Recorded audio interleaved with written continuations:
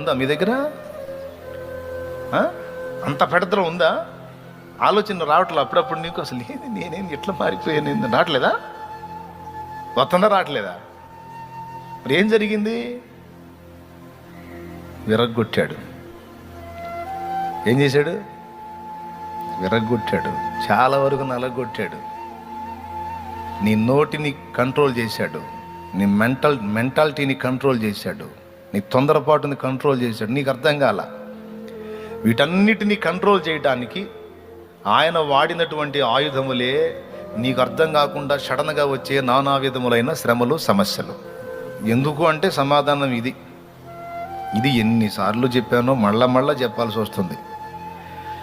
ఏం పర్వాలా, బతుకాలని చెబుతా మీకు. ఇది విషయం గుర్తు గ్రహింపులు ఉండాలి. అందుకే దేవుడు నిన్ను తన సొత్తుగా, తన స్వాస్థ్యముగా, తన సంబంధిగా ఎంపిక చేసుకున్నాడు గనుక